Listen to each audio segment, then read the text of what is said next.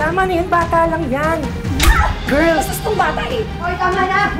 Iya ka, anak ko yung sinadamay mo. Pagdating sa anak ko, wala akong sinasanto. Sinadamay mo? Girl, ha?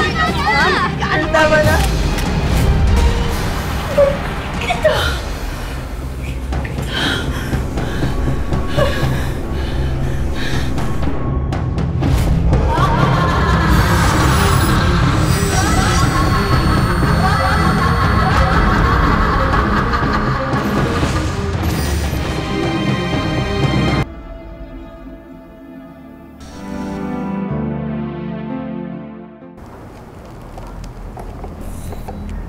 Nandito ako kasi meron akong special announcement. As you all know, sina Teresa at Cristel ang dalawa sa pinakamagagaling na staff natin dito sa planta. Kaya naman, isa sa kanila ang pipiliin ko bilang bagong supervisor nyo. Sir, totoo ko yan? Sir, talaga ba? Yes. So, good luck. Sir, salamat po.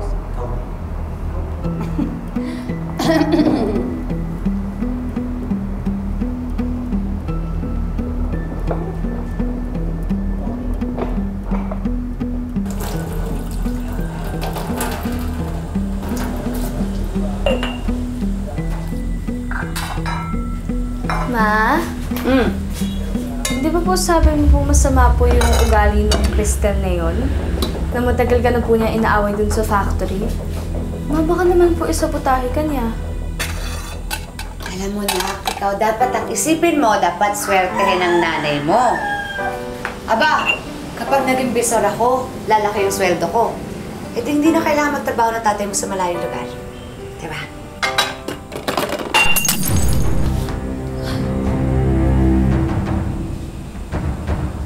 Bakit, anak?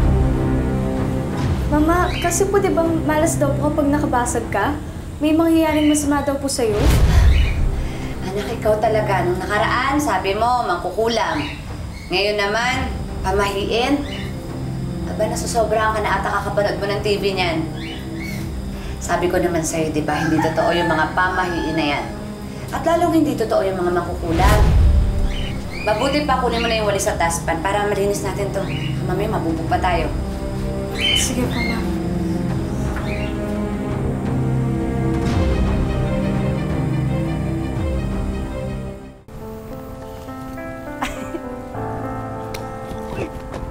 Actually, sir, alam mo, pinagluto kita ng lunch. Ayan. Masarap yan. Ako nagluto nito. Pwede natin kainin ng sabay. Kung gusto mo lang naman, sir, okay lang din sa akin. Masarap to. Cristel, I'm sorry. Pero ilang beses ko na rin ito sinabi sa'yo. Gusto ko na professional ang relasyon natin. Whether sa loob or labas ng opisina. Mabuti pa umuwi na kayo. Sir?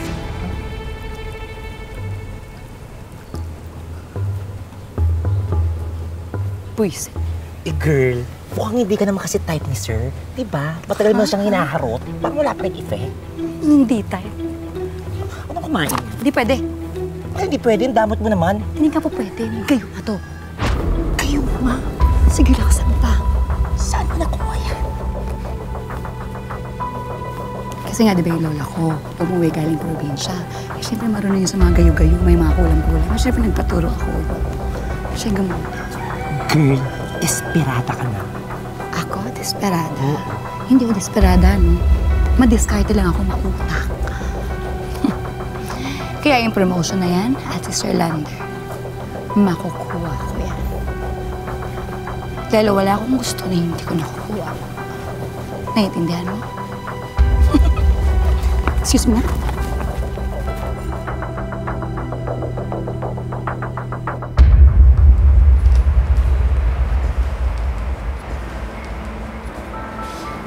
Uy, Teresa! Tapos na kami mag-lunch at lahat. Hindi ka pa din kumakain?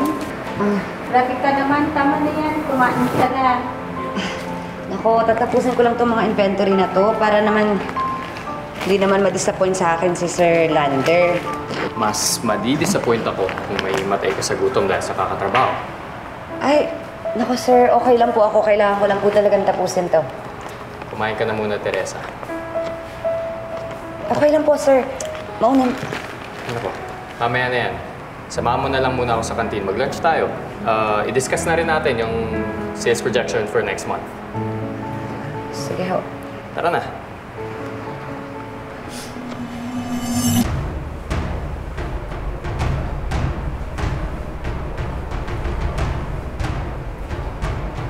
Ay, may pagpa-lunch with the boss. Ah, si Sir Lander ang nag-invite ha. Mukhang nauungusan ka na, Cristel. Hindi ako papayag. Hindi ako papayag. Manda sa akin yung text.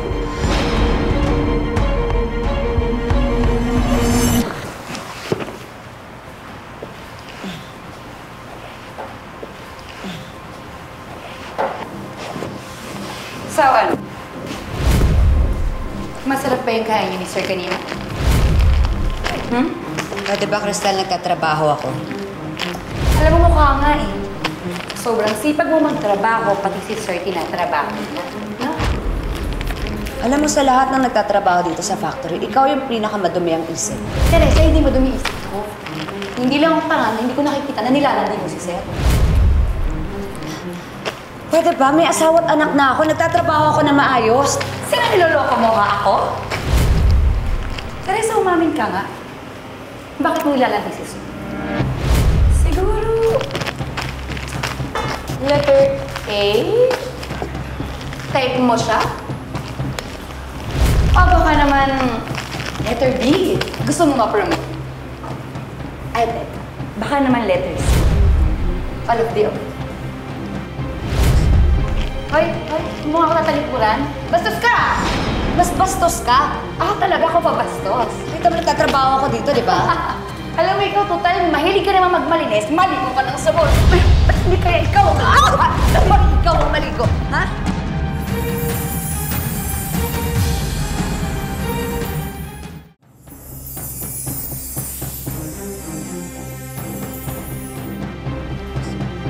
Hoy, mukha ko tatalikuran. Bastos ka! Mas bastos ka. Talaga ako pa bastos. Kita mo nagtatrabaho ako dito, di ba? Alam mo, ikaw, total, mahilig ka naman magmalinis. Maligo ka ng sabon. Ba't hindi kaya ikaw? Bakit ikaw ang maligo? Ha?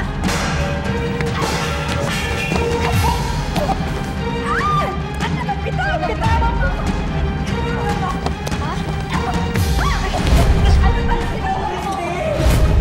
Ano na naman to? Si Teresa po, sir, tignan mo, gusto ko lang naman siya tulungan, sir eh. Nagmamagandang loob lang ako, kasi bigla niya ako binuhusan ng sapat na ako ginawa niya sa akin, sir. Sir, nagsisinungaling siya. Nagtatrabaho ako na maayos dito. Ginugulo niya ako kanina. Pasensya na po kayo. Sir, tingnan mo naman yung itsura ko, kasi sinungaling. Oo nga, sir. Totoo yung sinasabi niya. Masama talaga yung ugali ng Teresa na yan. Kaya lang kung nagsasalita, masama talaga yung ugali niya. Tama na, tama na! Mukhang nagkamali talaga ako sa pag-consider sa inyo for promotion. So disappointed with both of you. Lalo na sa'yo, Teresa. Sir.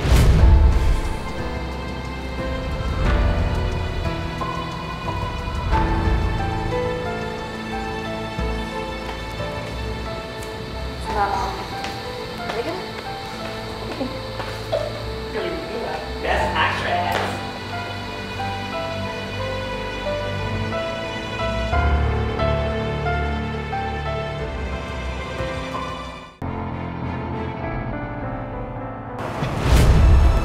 Tama.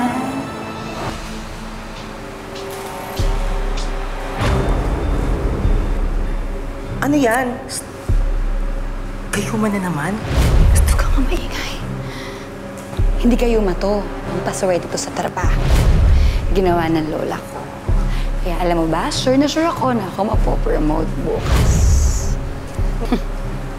Kaya umanda sa akin yung Teresang yan kapag ako na yung bisor niya.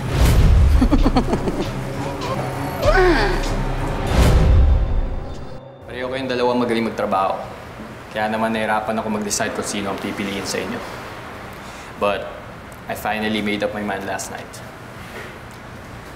Congratulations.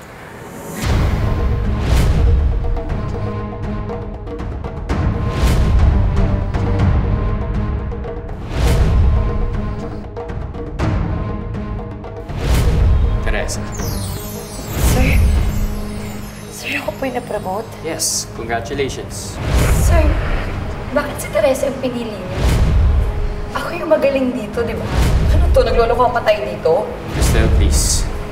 Kumalma ka. Huwag mong personalin to. Crystal, nakapag-desisyon na si Sir. Respetuhin naman natin yun. Respeto? Paano i-respeto? Inandaya ka nga. Bakit ano nilalandi mo si Sir? Sumusobra ka na. Bawiin mo yung sinabi mo. Bakit ito? Tama na! Crystal, you shouldn't be talking to Teresa that way. Siya na ang bagong supervisor mo ngayon. Sir, bakit kasi hindi ako pinili niyo? Bakit siya yung pinili niyo? Di ba dapat ako kasi Crystal, matagal na kumalma ako ka. dito? Kaya nga, sir, ano bang problema, sir? Ano bang nagawa ko mali? Gusto mo ba talaga malaman kung bakit siya ang Oo. pinili ko? Sige. Yan yung araw na nag-away kayo. Clearly, ikaw yung nagsimula ng gulo. Clearly, ikaw yung nanugod kay Teresa. How can I promote someone na hindi lang nagsisimula ng gulo, nagsisinungaling pa?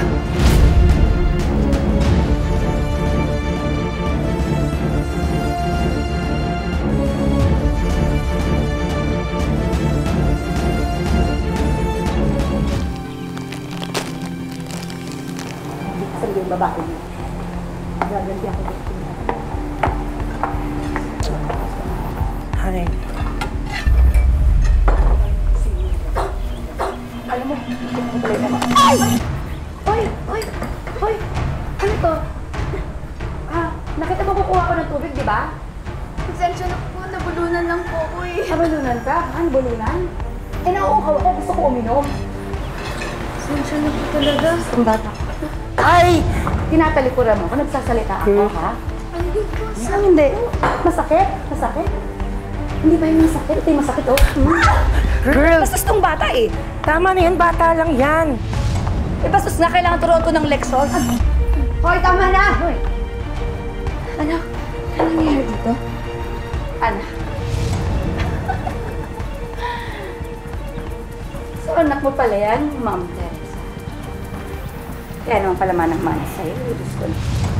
Ang galing ng manulot. Ang galing ng sumingit. Tama na, girl. Alam mo, pinangako ko sa sarili ko na hindi kita papatulan. Pero walang hiya ka. Anak ko yung sinadamay mo. Eh, ba't di mo ako patuloy? Bakit? Natatakot ka ba sa akin, Ma'am Teresa? Bakit ako matatakot sa'yo? Ganun, hindi ka takot? Tignan natin. Ano mo? Uy, ano ba yan? Pina! Ang Diyos ko po! Ano? Sige.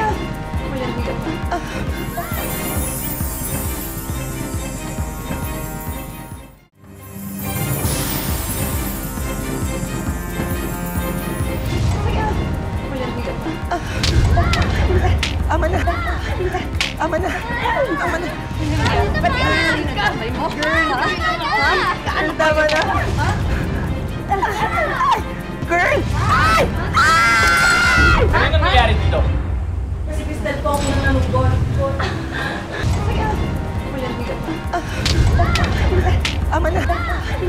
Ama na! Ama na! Ba't ka nagkamay mo? Girl, ha? Ano tama na? Girl! Ano yung nangyayari dito? Kasi Crystal po ako nang nanugod. Ay, yan yung sinasabi niyo, sir. Sir, hindi po totoo yun, sir. Hindi po totoo yung sinasabi nila. Huwag kayong sinungaling kayo. Sir, di ba nakita mo ako yung nasa baba? Ako yung tinulak niya, sir, di ba? Wala akong ginagawa kahit ano.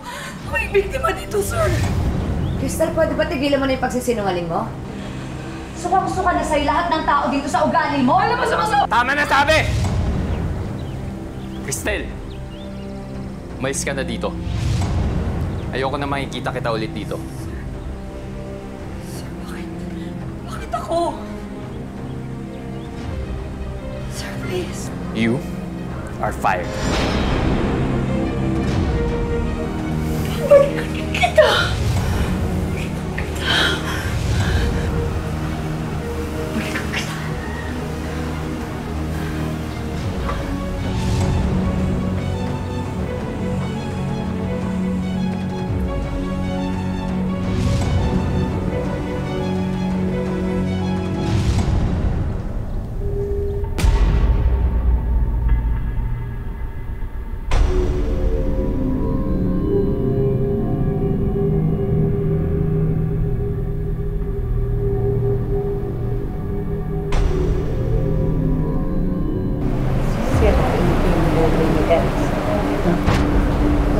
lagi ng buhay. Magda siya sa akin.